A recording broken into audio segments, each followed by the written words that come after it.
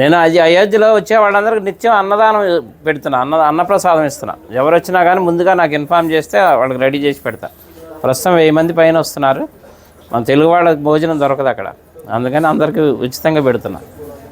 ఇంతకుముందు రాముల వారికి 5 వెండి ఇటుకలు ఇచ్చాను శంకుస్థాపనకి. మోడీ గారు శంకుస్థాపన చేశారు కదా, నా అదృష్టం బాగుండి ఆ ఇటుకలతోనే శంకుస్థాపన చేశారు. దాని మీద ఇప్పుడు గుడి తయారైంది. తర్వాత రాముల వారికి బంగారు పాదుకలు చేయించా, వెండి పాదుకలు, బంగారు పాదుకలు. వెండి పాదుకలు తీసుకొని దేశం అంతా అన్ని దేవాలయాల్లో పూజలు చేయించా.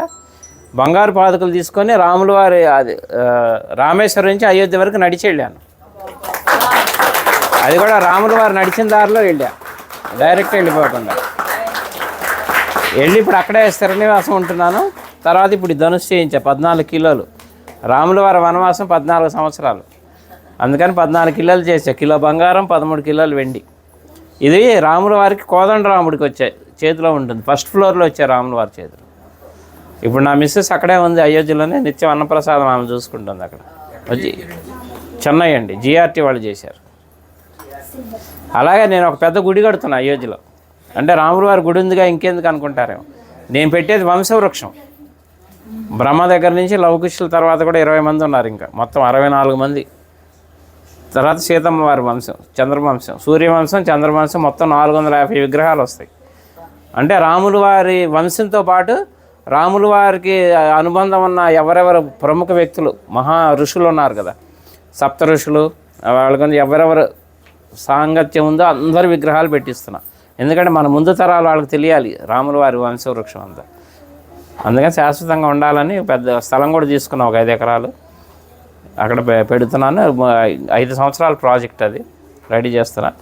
అలాగే ఇప్పుడు అయోధ్యలో అంటే మన తెలుగు వాళ్ళ తరఫున నేనేం పని చేసినా తెలుగు వాళ్ళ తరఫున చేస్తాను. అయోధ్యలో వాల్మీకి ఎయిర్పోర్టు, ఇక నేను వెళ్తూ వస్తూ పోతూ ఉంటాను కాబట్టి 2-3 సార్లు చూశాను, కానీ నాకు ఎందుకో లోటుగా అనిపించింది. అక్కడ ఒక విగ్రహం పెట్టిద్దామని గవర్నమెంట్ అప్రోచ్ అయితే పర్మిషన్ ఇచ్చారు, సెంట్రల్ గవర్నమెంట్. 16 అడుగుల వాల్మీకి విగ్రహం పెడుతున్నాను. ఆ విగ్రహం కూడా రెడీ అయిపోతుంది ఇప్పుడు. అది కూడా ఎవరన్నా సహకరించినా కానీ తీసుకుంటున్నా. ఎందుకంటే భక్తి నాకు ఒక్కడికే కావాలని కాదు, పుణ్యం అందులో అందరినీ భాగస్వాములు చేయాలి, ఎందుకంటే దైవ కార్యం. అందుకని ఎవరన్నా చేస్తే వీళ్ళు ఉన్న వాళ్ళు చేయొచ్చు. అనుగ్రహం మొదలుపెట్టాను, వర్క్ జరుగుతుంది ఫాస్ట్గానే. మార్చి, ఏప్రిల్లో విగ్రహ ప్రతిష్టాపన అయోధ్యలో. అట్లా అన్ని కార్యక్రమాలు మీరు ఎవరు ఎప్పుడు వచ్చినా కానీ నాకు చక్కగా నాకు ఫోన్ చేస్తే ముందుగా అన్ని ఏర్పాట్లు చేస్తారు. రూములు కావాలన్నా అక్కడ 48 రూములు కూడా కట్టబోతున్నాను. వచ్చేవాళ్ళు ఇప్పుడు ఉన్నాయి, ప్రస్తుతానికి 4-5 ఆశ్రమాలు తీసుకున్నాను, మన హ్యాండ్ ఓవర్లో ఉన్నాయి. ఎవరు వచ్చినా అకామిడేషన్ అది ఏర్పాటు చేస్తారు అయోధ్యలో. నా నంబర్ కూడా నోట్ చేసుకోండి, 9550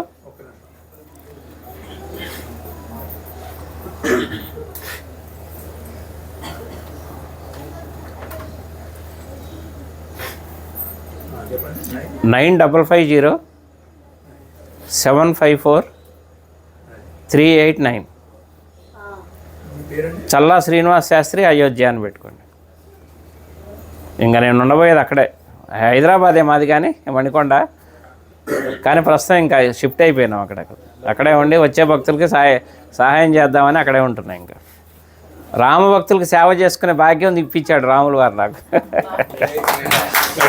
ఎందుకంటే నిన్నే బాలరాముడు ప్రతిష్ట అయ్యి నిన్నే 1 year. అందుకే మా ఆవిడ అక్కడ ప్రసాదాలు తయారు చేసి మాకు అవకాశం ఇచ్చారు. ఇప్పుడు 6 రోజులు మొత్తం లోపల ప్రసాదాలు పంచే అవకాశం కూడా ఇచ్చారు. నిన్న మొదలైంది కార్యక్రమం, అందరికీ వినియోగిస్తున్నాం. 9550 754 389. చల్లా శ్రీనివాస్ శాస్త్రి, అయోధ్య. ఓకేనా? ఎవరు ఏ టైంలో చేసినా కానీ నేను అందుబాటులో ఉంటాను.